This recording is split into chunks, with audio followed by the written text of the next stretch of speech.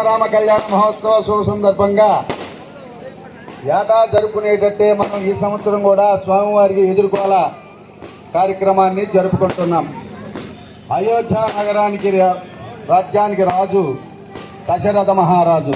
ఆయనకి సంతానం లేని కారణంగా వారి యొక్క కులగురువు అయినటువంటి విశ్వామిత్ర మహర్షి యొక్క ఆజ్ఞానుసారము పుత్రకామేష్టి యాగం జరిపించి ఈ యొక్క యాగ ఫలితంగా ఇద్దరు భార్యలు కూడా 4 కుమారులకు జన్మనిచ్చారు. ఈ 4 కుమారుల్లో మొదటివాడు శ్రీరామచంద్రుడు, రెండవ వాడు లక్ష్మణుడు, తర్వాత భరత శత్రుఘ్నులు.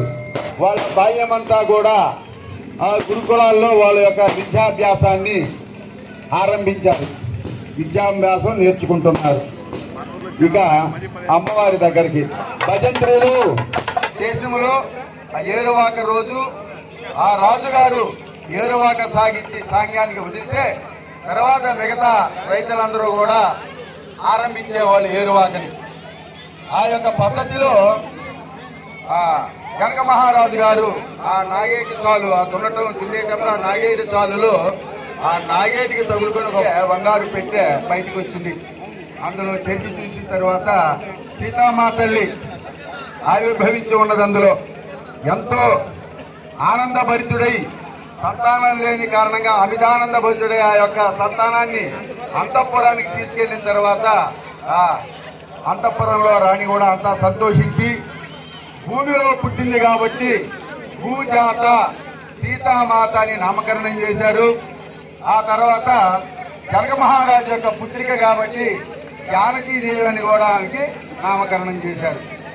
ఈ విధంగా ఆమె కూడా చిన్న ప్రవర్తమానమై అల్లారు ముద్దుగా పెరుగుతూ ఆమె కూడా యుక్త వయసుకు చేరుకున్నది. రామచంద్రమూర్తి దగ్గరికి భజక్రియలు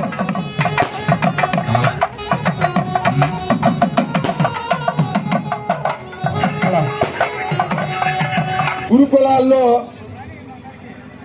ఇంకా వాళ్ళ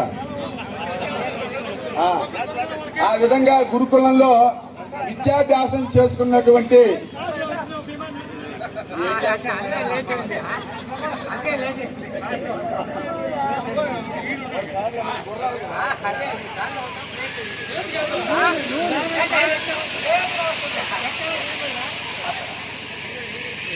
ఆ విధంగా విద్యాభ్యాసం ముగుర్చుకొని శ్రీరామచంద్రమూర్తి అంతఃపురానికి చేరుకున్నటువంటి సమయంలో విశ్వామిత్ర మహర్షి అయోధ్య నగరానికి వేంచేస్తాడు.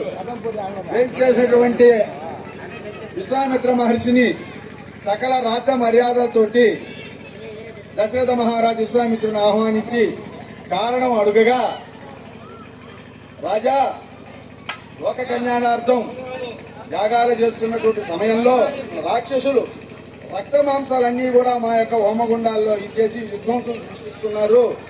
కాబట్టి ఇప్పుడు చేయబోయేటటువంటి లోక కళ్యాణార్థానికి యాగ సంరక్షణార్థం శ్రీరామచంద్రమూర్తిని పంపించవలసిందిగా అభ్యర్థిస్తున్నాను అని చెప్పి విశ్వామిత్ర మహర్షి అనగా, దశరథ మహారాజు నొచ్చుకొని ముక్కుపత్రారని కుమారుడు, ఇప్పుడే నూనూగు మీసాలతో ఉన్నటువంటి వాడు, విద్యాభ్యాసం ముగించుకొని వచ్చాడు గాని ఇంకా అందులో ఆరితారలేదు నాయన, ఆయన ఏం చేయగలడు, ఆయన వదిలిపెట్టు, నా సైన్యంతో నేను వచ్చి నీకు యాగ సంరక్షణార్థం నేనుంటాను అని అంటే విశ్వామిత్ర మహర్షి ఒప్పుకోడు.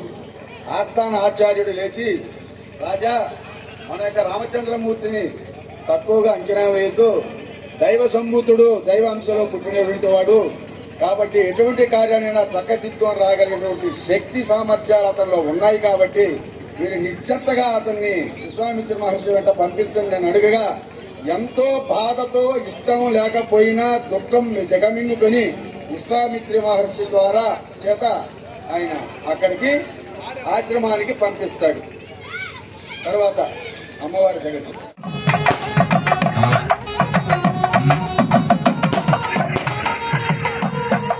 సీతామాతల్లి భూజాత అయినటువంటి సీతామాత దినదిన ప్రవర్తమానం అవుతూ చెలగజ్జలతో ఆడుకొనుచు దేవుని యొక్క మందిరంలో ఉన్నటువంటి శివధనుస్సు కిందకి ఆ చెలగజ్జలు దాటుతున్నటువంటి బంతి వెళ్తుంది. ఇది పురాతన కాలంలో వాళ్ళ తాతల ముత్తాతలకు ప్రసాదించినటువంటి దేవుడు ప్రసాదించినటువంటి శివధనస్సు. అది పూజార్థం ఏదైనా బయటికి తీసుకురావాలి మందిరం నుంచి అంటే మహాబలాఢ్యులైనటువంటి మల్లయోధులు 20 మంది కలిసి కానీ తీసుకొస్తే కానీ బయటకు రానటువంటి ఆ శివధనస్సు యొక్క బలను ఈ సీతామాత రామ చేతుల అవలీలగా పక్కకు తోచి ఆ కిందటువంటి బంతిని తీసుకున్నట్టు జనక మహారాజు గారు చూస్తాడు. అవురా, ఇంత శక్తివంతమైనటువంటి నా కుమార్తెకు ఇదే శక్తి ఉన్నటువంటి ఒక రాకుమారుని చూసి వివాహం చేయాలనే ఒక ఉద్దేశంతో ఆయన స్వయంవరం ప్రకటిస్తాడు. ఆ భాగంలోనే అన్ని రాజ్యాలు ప్రకటన అన్ని విశ్వాసమాలతో సమానంగా విశ్వామిత్రుని యొక్క విశ్వాసమానికి కూడా ఆ యొక్క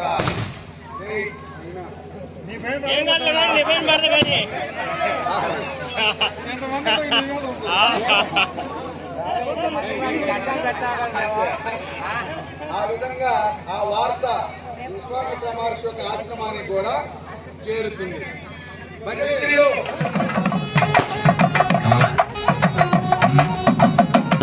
చేసినట్టు స్వయంవరం ప్రకటన విశ్వామిత్ర యొక్క మహర్షి ఆశ్రమానికి చేరుకుంది.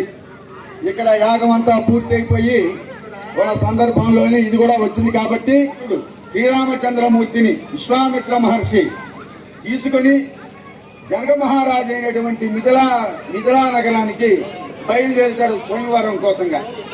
ఈ బయలుదేరినటువంటి ఈ మార్గం మధ్యలోనే శ్రీరామచంద్రమూర్తికి విశ్వామిత్ర మహర్షి బల అతి బల అనేటువంటి విద్యలు నేర్పిస్తాడు.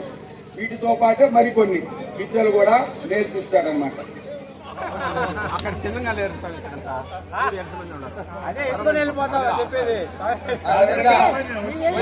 ప్రకటించిన తర్వాత శ్రీరామచంద్రమూర్తిని తీసుకొని విజయనగరం ప్రవేశం చేస్తాడు విశ్వామిత్ర మహర్షి. ఈ వచ్చే రాజకుమారులందరినీ కూడా భూజాత సీతామాత మేడ మీద నుంచి తిలకిస్తూ ఉంటుంది. రాజకుమారులందరినీ కూడా ఈ రామచంద్రమూర్తి వచ్చినటువంటి విధానాన్ని చూసి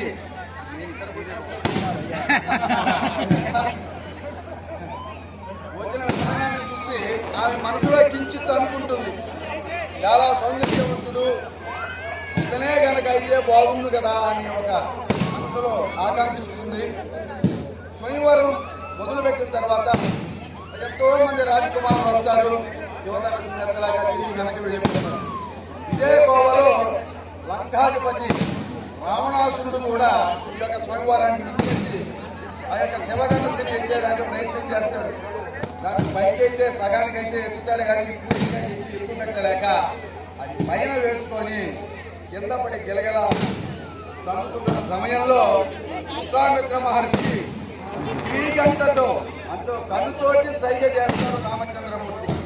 అప్పుడు రామచంద్రమూర్తి లేచి వెళ్ళి అవలీలగా చేత్తో దాన్ని పైకి పెట్టి బాణాన్ని ఎక్కువ పెట్టగా అది కడకడాన్ని ధ్వనులు చేస్తూ సీతామాత మహదానందంతో అనుకున్న వ్యక్తే నాకు భర్తగా వచ్చాడు అనుకున్న ఆనందంతో ఆ యొక్క మాలను తీసుకుని స్వామివారికి వేసి మహదానందపడుతుంది.